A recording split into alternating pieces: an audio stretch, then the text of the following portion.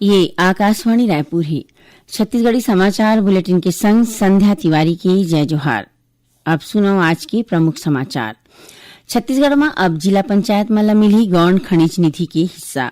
प्रदेश में लागू हो ही इम्प्रूव्ड राइस स्कीम और ईद उल जुहा आज छत्तीसगढ़ समेत देश के अन्य जगह में मनाए जावत है। अब समाचार विस्तार ले। छत्तीसगढ़ सरकार हा त्रिस्तरीय पंचायत व्यवस्था ला मजबूत करे बर जिला पंचायत में घलो गौण खनिज निधि में हिस्सा दे के आदेश जारी कर दे है। खनिज साधन विभाग के मुताबिक गौण खनिज मल्ले मिलैया राशि के वितरण ग्राम पंचायत, जनपद पंचायत और जिला पंचायत के बीच तय अनुपात में करे जाही। ये निधि के उपयोग स्कूल, अस्पताल, सामुदायिक शौचालय, मुक्तिधाम और सड़क जैसन विकास काम में करे जा सकही। मुख्यमंत्री विष्णुदेव साय कही कि यह फैसला ले पंचायत मन ला आर्थिक मजबूती मिली और ग्रामीण विकास काम में तेजी आई। केंद्रीय कृषि और किसान कल्याण मंत्री शिवराज सिंह चौहान कही कि भारत के किसान मन के मेहनत के सेती देश में पर्याप्त खाद्य भंडार मौजूद है। नई दिल्ली में खरीफ अभियान पर राष्ट्रीय कृषि सम्मेलन के उद्घाटन समारोह ला संबोधित करत श्री चौहान बताइने कि यह बछर देश में अनुमानित खाद्यान्न उत्पादन 376 करोड़ टन ले ज्यादा है, जो पाछू बछर की तुलना में 5.3% ज्यादा है। श्री चौहान कही कि 2 दिन के ये सम्मेलन खरीफ कृषि क्षेत्र के कल्याण पर एक रोड मैप तैयार करे में सहायक होही। ये सम्मेलन के उद्देश्य अवैया खरीफ ऋतु बर रणनीति में विचार विमर्श करना है। छत्तीसगढ़ में जल्दी इम्प्रूव्ड राइस स्कीम लागू करे जाही। ए बारे में काली रायपुर में खाद्य विभाग के सचिव रीना बाबा साहेब कंगाले के अगुवाई में राज्य स्तरीय कार्यशाला राखे गिस। बैठका में श्रीमती कंगाले हा कहीने कि केंद्र सरकार अवैया खरीफ बछर में इम्प्रूव्ड राइस स्कीम ला प्राथमिकता के संग लागू करे के दिशा में काम करत है। एक बर राज्य के राइस मिल मन ला तकनीकी रूप ले अपग्रेड करना जरूरी होही। ओमन आश्वस्त करीने कि मिलर्स डाले दे गए सुझाव और समस्या के परीक्षण करके जरूरी प्रस्ताव केंद्र सरकार ला भेजे जाही। Steel Authority of India Limited SAIL के अध्यक्ष और प्रबंध निदेशक डॉक्टर अशोक कुमार पंडा अपन भिलाई प्रवास के दौरान भिलाई इस्पात संयंत्र बीएसपी के परिचालन, उत्पादन, वित्तीय स्थिति और विकास योजना मन के समीक्षा करी। ए दौरान उमन संयंत्र प्रबंधन लक्ष्य निर्धारित करे, सुरक्षा मानक ला मजबूत करे और उत्पादन में सुधार पर विशेष ध्यान दे के निर्देश दिए। पत्रकार मले गोट बात करत श्री पंडा कहीने कि राव घाट परियोजना छत्तीसगढ़ सेल और पूरा देश भर महत्वपूर्ण हवय। राव घाट में पर्याप्त लौह अयस्क भंडार मौजूद हवय। एखर ले देश ला लौह अयस्क मिलही और भिलाई इस्पात संयंत्र की विस्तारित क्षमता ला घलो मजबूती मिलही। श्री पंडा सेल के भविष्य के योजना मन के बारे में बताइने की कंपनी हा अवैया 4 ले 5 बछर में अपन उत्पादन क्षमता 20 मिलियन टन ले बढ़ा के 35 मिलियन टन हर बछर करे के लक्ष्य राखे है। केंद्रीय श्रम और रोजगार मंत्रालय के तहत अवैया कर्मचारी राज्य बीमा निगम ESIC हा देश भर के अपन 20 प्रतिष्ठित मेडिकल कॉलेज मन में बीमित श्रमिक मन के लइका मन बर 700 सीट आरक्षित करे है।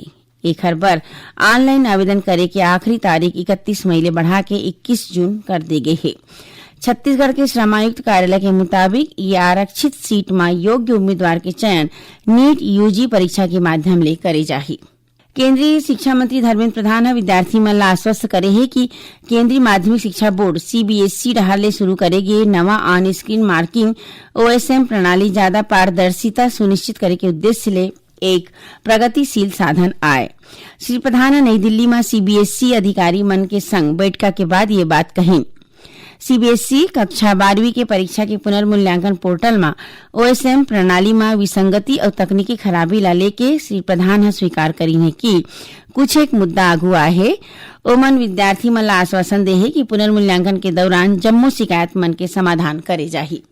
छत्तीसगढ़ी समाचार बुलेटिन आप मन आकाशवाणी रायपुर ले सुनत हो। छत्तीसगढ़ के खबर ले है आपके वास्ता और खबर के विश्वसनीयता ले है हमार वास्ता। आकाशवाणी समाचार रायपुर के प्रादेशिक समाचार बुलेटिन के संगे संग हमार समसामयिक कार्यक्रम आप रेडियो के संग अपन मोबाइल में घलो सुन सकत हो। आकाशवाणी समाचार फेसबुक, ट्विटर और यूट्यूब में घलो हावय। हमार फेसबुक पेज हरे Chhattisgarh news on AIR, Twitter handle CGAIR news और हमार यूट्यूब चैनल हरे छत्तीसगढ़ AIR न्यूज। तो अब रेडियो के संगे संग आपके मोबाइल के माध्यम ले हम आप तक पहुंचत हन। छत्तीसगढ़ की हर खबर पर सुनत रहो आकाशवाणी समाचार। अब आगू बाढ़बो बाँचे समाचार कोती। ईद उल जुहा आज छत्तीसगढ़ समेत देश के आने आने भाग में मनाए जावत हे। त्याग और बलिदान के ये तिहार ला मुस्लिम समुदाय के लोगन मन हा ईदगाह और मस्जिद मन में विशेष नमाज अदा करीन। ईद उल जुहा हजरत इब्राहिम डहाले खुदा के आदेश के पालन करत अपन इकलौता बेटा के कुर्बानी देके सुरता में मनाए जाथे। राष्ट्रपति द्रौपदी मुर्मू, उपराष्ट्रपति सीपी राधाकृष्णन और प्रधानमंत्री नरेंद्र मोदी हा ईद उल जुहा में देशवासी मन ला बधाई दिन है। आज महान क्रांतिकारी और चिंतक वीर दामोदर सावरकर की जयंती हवे। ये मौका में मुख्यमंत्री विष्णुदेव साय उमला श्रद्धांजलि अर्पित करी। श्री साय कही कि भारत की स्वाधीनता बर अपन जिंदगी समर्पित करैया वीर सावरकर के अदम्य साहस, त्याग, राष्ट्रनिष्ठा और अटूट संकल्प के अमर कहानी हवे। विपरीत परिस्थिति में घलो राष्ट्रहित के प्रति उनकर अटूट प्रतिबद्धता अवैया पीढ़ी ला निरंतर प्रेरित करत रही। लोक निर्माण विभाग के सचिव मुकेश कुमार बंसल वर्षा ले पहली जम्मू सड़क की मरम्मत कर ओला गड्ढा मुक्त करे के निर्देश दिन है। रायपुर परिक्षेत्र के दोनों मंडल के स्वीकृत निर्माणाधीन और निविदा प्रक्रिया की प्रगति के समीक्षा के दौरान श्री बंसल अधिकारी मल्ले कही कि स्वीकृत काम के प्राथमिकता सूची तैयार कर 10 जून तक भेजे जाही।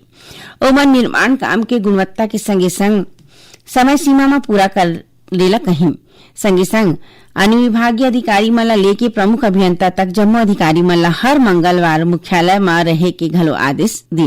राष्ट्रीय परीक्षा एजेंसी एनटीए हा संयुक्त विश्वविद्यालय प्रवेश परीक्षा CUET UG 2026 के संशोधित तारीख और प्रवेश पत्र जारी कर दे है। एनटीए के मुताबिक परीक्षा 31 मई, 6 और 7 जून के राखी जाही। ईद उल जुहा के से 30 तारीख में बदलाव करेगे है। एनटीए हा बताई कि 31 मई के परीक्षा देवैया उम्मीदवार मन के प्रवेश पत्र जारी कर देगे है। 6 और 7 जून के परीक्षा बार प्रवेश पत्र जल्दी से जारी करे जाही। रायपुर के इंदिरा गांधी कृषि विश्वविद्यालय में काली 29 मई ले राष्ट्रीय आम महोत्सव के आयोजन करे जाही। 3 दिवसीय महोत्सव के शुभारंभ राज्यपाल रमेन डेका करही। उन्हें समारोह की पगरई मुख्यमंत्री विष्णुदेव साय करही। ये मौका में कृषि मंत्री रामविचार नेताम और रायपुर सांसद बृजमोहन अग्रवाल माई पहुना के रूप में मौजूद रही। उद्यानिकी और प्रक्षेत्र वानिकी और इंदिरा गांधी कृषि विश्वविद्यालय डहर आयोजित ये महोत्सव में आम के आने किस्म के प्रदर्शन लगाए जाही।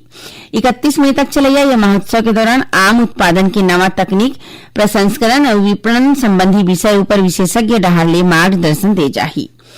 प्रदर्शनी हरेक दिन मंझनिया 12 बजे ले रतिया 9 बजे तक आम लोगन बनबर खुले रही। अब थोड़ी समाचार मौसम के। प्रदेश के मौसम में काली ले बदलाव होने की संभावना है। मौसम विज्ञानी डॉक्टर गायत्री वाणी आकाशवाणी समाचार बताई कि ये बेरा एक ठीक चक्रवाती घेरा झारखंड में बने हैं। उन्हें एक द्रोणिका उत्तर प्रदेश ले आंध्र प्रदेश तक विस्तारित है। एक असर ले प्रदेश के मौसम में बदलाव होने की संभावना है।